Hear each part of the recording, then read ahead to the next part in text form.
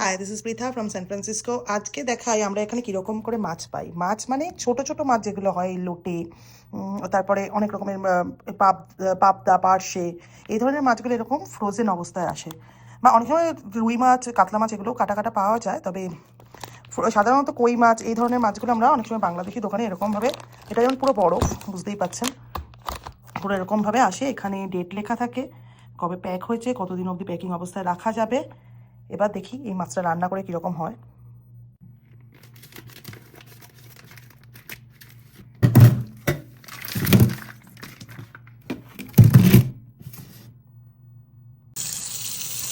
এরকমই বরফের মধ্যে আসে, আর এরকম গরম জল দিয়ে আমরা এটাকে নর্মাল করার চেষ্টা করি আর কি। তারপর নর্মাল হয়ে গেলে রান্না করা।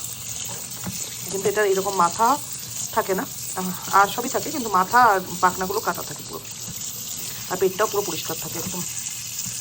এখানে যে কোনো মাছ আসে, যেগুলো রুই কাতলা, যেগুলো আমরা গোটা আনি, মানে ওরা কেটে দেয় কিন্তু আমরা গোটা আনছি, তো সেগুলোরও পেট এরকম পরিষ্কারই থাকে।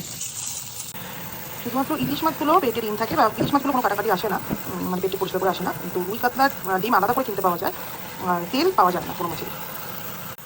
আমার মাছগুলো মোটামুটি নর্মাল হয়েই এসেছে, অল্প একটু বরফ হয়েছে, বাকি মোটামুটি নর্মাল। এবার আস্তে আস্তে নুন হলুদ পাকানোর পালা, ভালো করে ধুয়ে নিই অবশ্যই। এবার আর কি পেঁয়াজ কেটে তারপরে রান্না করার পালা। এই পেঁয়াজগুলো এখানে রেড অনিয়নগুলো একটুখানি এক্সপেন্সিভ হয়। এখানে ইয়েলো, হোয়াইট এই ধরনের অনিয়নও পাওয়া যায়। তো আমি সাধারণত রেড অনিয়নটা ইন্ডিয়ান কোনো খাবার রান্না করার ক্ষেত্রেই ব্যবহার করি। এই ডালে ফোড়ন, মাছ, আর সর্ষের তেল অবশ্যই খুব ভালো পাওয়া যায়। এখানকার সর্ষের তেলটা বেশ ভালো, সুন্দর গন্ধও আছে। আর কি আমি রসুন সাধারণত বেটে রাখি, এটা লঙ্কা টমেটো একসাথে একটু বেটে রেখেছিলাম বা চপ করে রেখেছিলাম, আর কি বাটাই হয়ে গেছিলো। আর পেঁয়াজ কুচি, যেমনি করে সাধারণত রান্না করা হয়, মা মাসিদের যেমনি করে দেখে এসেছি রান্না করতে। হলুদ গুঁড়ো, লঙ্কা গুঁড়ো আর নুন ছাড়া আমি কিছু দিই না। আমি সাধারণত রান্নায় চিনিটা যতটা পারি কমই ব্যবহার করি আর কি, অ্যাভয়েড করারই চেষ্টা করি। আর আদা বাটা, রসুন বাটা এগুলো আমি করে ফ্রিজে রেখে দিই, কারণ কি আমার স্টোর থাকে, তারপরে এসে আর সম্ভব হয় না। তো এরপরে নুন টুন দিয়ে একটু কষিয়ে নেওয়ার পালা। আর এটা তো নুন হলুদ পাকিয়ে ঝরিয়ে রেখেছিলাম জলটা, তারপর মাছগুলো আমি দিয়ে চাপা দিয়ে দিই। আর এই মাছগুলো বম্বে ডাক বা লোটে আমরা এখানে 6 টাকা 99 করে আমাকে পার প্যাকেট নিয়েছিল, মানে $7 করে। আর দুটো নিয়েছিলাম, তো $14 মাছ আছে, কিন্তু খুবই অল্প পরিমাণ হয়েছিল, একটু আবার জল বেরিয়ে গেলে।